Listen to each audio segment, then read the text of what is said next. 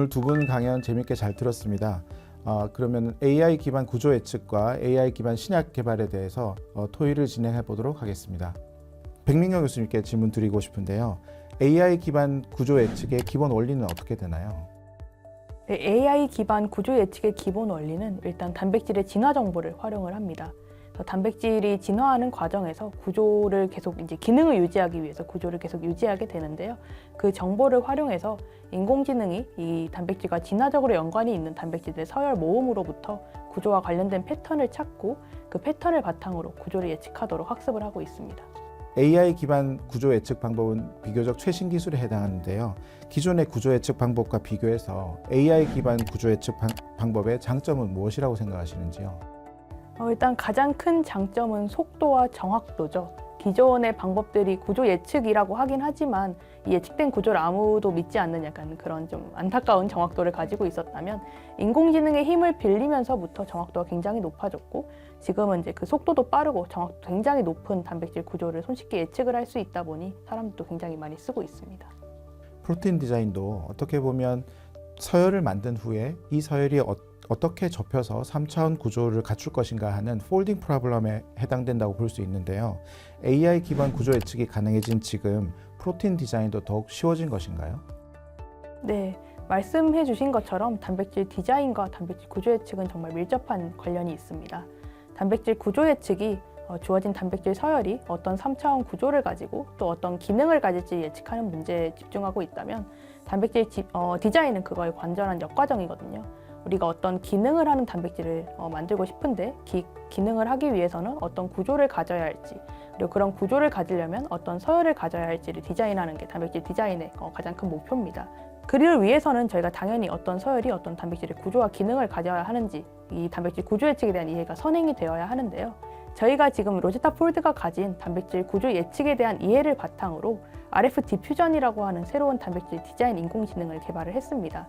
이 RF 디퓨전이라고 하는 방법은 로제타 폴드가 이해하고 있는 그 단백질 구조에 대한 세계에 대한 이해를 바탕으로 그 단백질의 새로운 단백질을 디자인하는 인공지능인데요. 로제타 폴드를 조금 더 단백질 디자인에 맞게 추가적인 학습을 시키는 것만으로도 기존의 단백질 디자인 성공 확률이 1%가 채 되지 않았었는데 지금은 10% 이상 나올 정도로 굉장히 높은 성공 확률을 보이고 있습니다. 예, 그럼 예를 들어서 한번 생각해 보겠습니다. 주어진 리간드와 결합하는 단백질을 디자인해야 되는 과제가 교수님께 주어진다면 교수님은 어떤 접근법과 과정을 거쳐서 프로틴 디자인을 수행하시겠습니까? 네, 굉장히 좋은 질문이신데요. 저라면 일단 어떤 식으로 접근할 것 같냐면요. 일단 저희가 로제타 폴드의 가장 큰 한계가 아직은 스몰 몰레큘, 그러니까 작은 유기분자와 같은 리간드는 다루지 못한다는 점입니다. 그래서 일단 유기분자와 결합할 수 있는 결합 자리는 별도의 프로그램으로 일단 디자인을 해볼 것 같아요. 그런 게 리프닥이라고 하는 프로그램이 있는데 이거는 인공지능은 아니고 좀 전통적인 방법을 활용을 해서 스몰 몰레큘과 결합할 수 있는 사이드 체인들 정보를 먼저 디자인을 해보고 그 사이드 체인의 오리엔테이션을 대략적으로 결정을 해놓습니다. 이렇게 저희가 바인딩 사이트에 해당하는 부분을 먼저 디자인을 하고 나면 그 바인딩 사이트를 모티프로 삼아서 이 모티프를 가질 수 있는 새로운 단백질을 설계를 해보려고 하는데요. 이걸 RF 디퓨전의 모티프 스캐폴딩이라고 하는 기능이 있습니다. 그래서 이 RF 디퓨전의 그 기능을 활용을 해서 제가 미리 설계해둔 바인딩 사이트 정보를 활용을 해서 이 바인딩 사이트를 가지는 단백질을 설계하는 방향으로 단백질 설계를 진행을 할 것 같습니다. 네, 그럼 이주영 교수님께도 제가 질문을 드리고 싶은데요. AI 기반 신약 개발의 기본 원리는 어떻게 되는 것인가요? AI 기반의 신약 개발이라고 하는 것은 크게 두 가지로 나눌 수 있을 것 같습니다. 첫 번째는 리간드 베이스드 AI 기반의 신약 개발에서는 이미 알려져 있는 혹은 이미 승인된 약물 혹은 약물 후보 물질들에 대한 데이터들을 쭉 모아서 그 데이터들로부터 AI가 약이 될 수 있는 분자들이 만족하는 여러 가지 그 케미컬 구조들에 대한 패턴을 학습하도록 하는 것이죠. 그리고 그 패턴과 알려져 있는 단백질과의 상호작용 액티비티 이런 데이터들을 우리가 다 학습을 해서 구조와 물성 간의 관계를 AI가 알아서 학습하기를 기대하는 것이고요. 그렇게 학습된 데이터로부터 우리가 궁극적으로는 더 좋은 액티비티를 가지는 분자를 AI가 설계하도록 이렇게 이제 가이드를 주는 그러한 방식이고요. 또 한 가지의 방식은 이제 이미 알려져 있는 단백질과 리간드의 결합 구조를 기반으로 해서 그 결합 구조의 패턴들, 상호작용의 패턴들을 AI가 학습해서 그럼 이제 어떠한 형태의 스몰 몰레큘이 와서 단백질과 뭐 이러한 일렉트로스태틱 인터랙션을 몇 개를 하고 반데르발스 컨택이 몇 개가 있고 이럴 때 인터랙션이 그 보통 훨씬 세더라. 이러한 이제 상호작용의 패턴을 학습하는 크게 이 두 가지로 볼 수가 있을 것 같습니다. 신약 개발이 있어서 타겟 프로틴을 선정하는 것은 매우 중요한 일일 거라고 생각되는데요. 타겟 프로틴을 발굴하는 것도 가능할까요? 네, 그래서 타겟 프로틴을 발굴하는 것도 크게 두 가지 어프로치로 현재 많이 이루어지고 있는데요. 첫 번째 어프로치는 유전체를 이용한 방법입니다. 그러니까 유전체 현재 많이 되고 있는 이제 유전체 RNA-seq 데이터 뭐 이런 것들을 이용을 해서 이제 발현 데이터 이런 것들로부터 이제 타겟 단백질을 찾아내는 그러한 연구들이 활발히 이루어지고 있고요. 그리고 그러한 분야에서도 AI가 굉장히 액티브하게 사용되고 있습니다. 그런데 이제 제가 주로 연구하고 있는 쪽은 유전체 쪽보다는 이제 구조 기반의 AI, 구조 기반의 상호작용 예측인데요. 그러니까 제가 하고 있는 분야에서도 이제 현재 그 로제타 폴드나 뭐 알파 폴드와 같은 AI 기반의 단백질 구조 예측 프로그램 덕분에 이제 인간이 가지고 있는 모든 단백질의 구조가 거의 사실상 풀렸다라고 할 수 있기 때문에 우리가 이제 그러한 단백질, 인간이 가지고 있는 대략 한 2만 1,000개의 단백질에다가 그러면은 어떤 스몰 몰레큘을 다 이제 붙여보는 것이죠. 가상으로. 그렇게 해서 그 중에서 상호작용이 가장 셀 것으로 예측되는 단백질들로부터 이제 역으로 타겟을 저희가 아이덴티파이하는, 소위 말해서 이러한 어프로치를 뭐 저희만 하는 건 아니고 이제 리버스 다킹이라고 부르는데요. 이러한 리버스 다킹이 최근 활발히 연구가 되고 있습니다. 기존의 버추얼 스크리닝과 비교해서 AI 기반 신약 개발의 장점은 무엇이라고 생각하시는지요?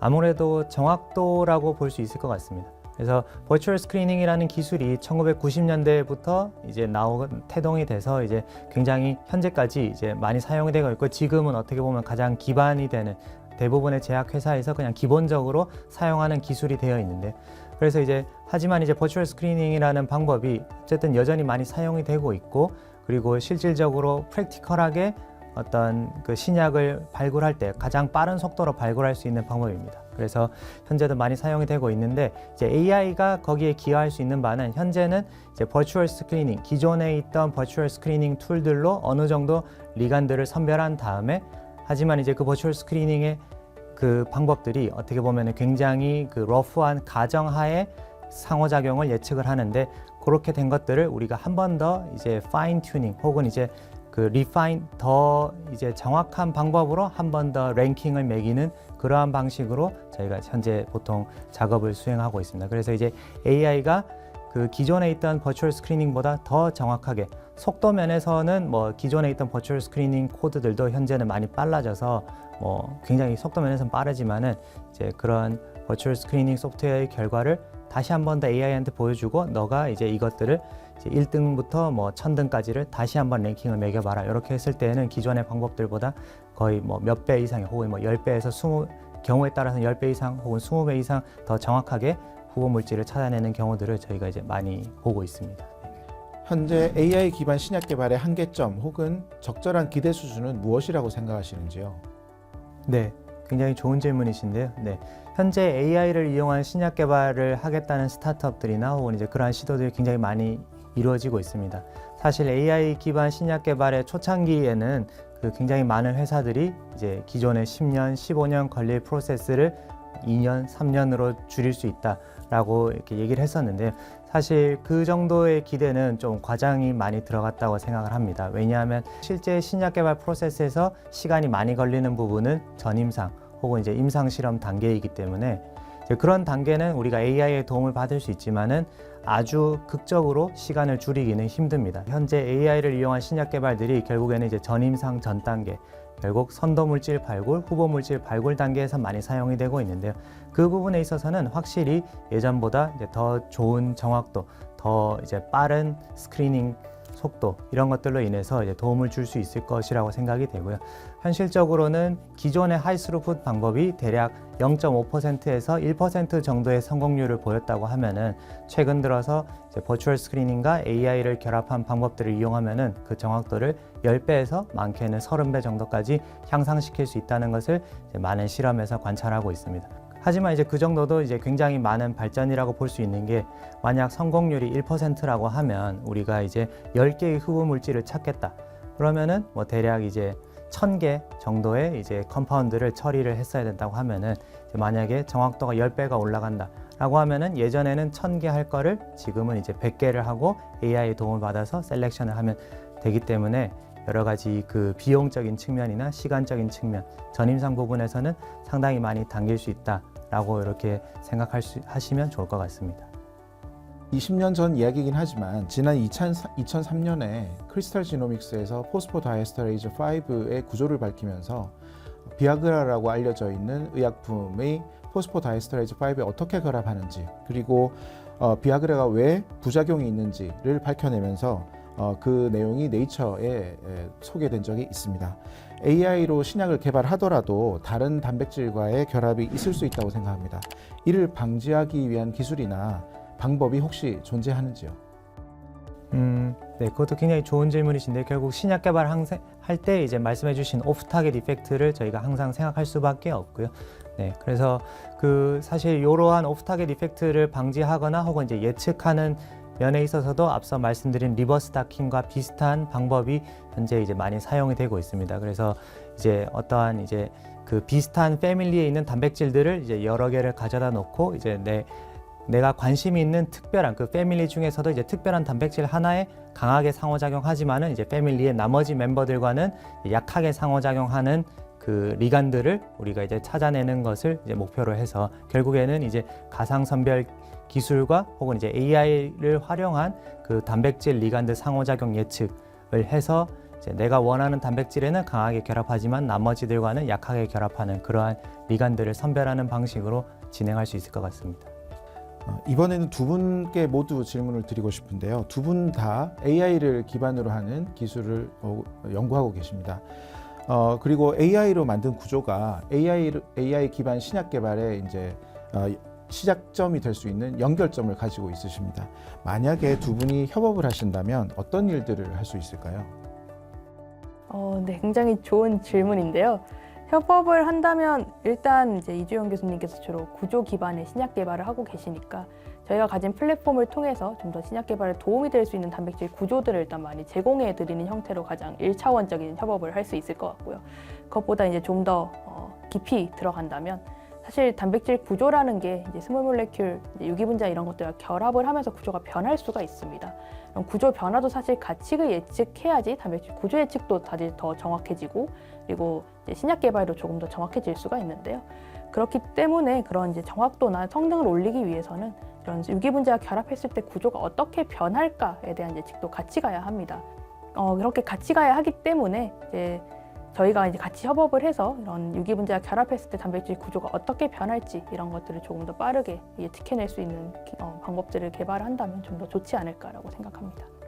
그래서 저도 조금, 백민경 교수님께서 굉장히 좋은 말씀을 해주셨는데요. 저도 조금 부연 설명을 하자면은, 그 최근 들어서 그 구조 생물학자들이 이제 알파폴드의 구조가 얼마나 좋으냐, 혹은 이제 이것들을 신약 개발에 사용할 수 있느냐, 이런 것들을 이제 검증을 해서 네이처나 사이언스 같은 데 이제 기사로 싣고 있는데, 그래서 대체적인 중론은 알파폴드나 로제타폴드의 구조가 상당히 정확하기 때문에 대략 한 60%, 70% 정도에서는 쓸만하다. 하지만 이제 아주 정확하진 않다. 그러니까 그것도 이제 케이스에 따라서 조금씩 다르지만, 그래서 아마 일단은 해볼 수 있는 것은 신약 개발에 사용할 수 있을 정도로, 그렇다는 것은 이제 사이드 체인까지 포함한 모든 구조가 더 정확해질 필요가 있을 것 같고요. 그래서 지금 이제 백명현 교수님께서 하고 계신 구조 예측의 정확도를 더 올리는 것, 이미 정확하지만 그래도 여전히 더 올릴 여지는 남아 있다고 저는 생각하고요. 그리고 또 한 가지는 단백질이라는 것이 결국 다이내믹한 단백질이기 때문에 현재 구조 예측의 한계점은 어떻게 보면 하나의 결정 구조만 가질 수 있다는 겁니다. 그런데 이제 실제 단백질이 인체에서는 다양한 구조를 가질 수 있기 때문에, 그리고 그 다양한 구조들 중에서 이제 어떤 구조가 약과 인터랙션 할지, 또 이제 그게 정확하지 않기 때문에 결국에는 더 정확하고 더 효율적인 개발을 하기 위해서는 하나의 단백질이 가질 수 있는 모든 구조들을 이렇게 정확하게 예측할 수 있는 그런 기술이 있다면은, 그래서 이제 그것들이 이제 그 케미컬 디자인 기술과 결합이 된다면은, 아까 백민규 교수께서 말씀하신 대로 단백질과 유기분자를 한 번에 동시에 그 결합 구조를 예측하는 그런 AI를 개발할 수 있지 않을까 이렇게 생각을 하고 있습니다. AI 기반 최신 기술에 대해서 서울대학교 백민경 교수님과 서울대학교 이주영 교수님을 모시고 AI 기반 구조 예측, AI 기반 신약 개발에 대해서 좋은 강연 잘 들었습니다. 오늘 이것으로 마치도록 하겠습니다. 감사합니다.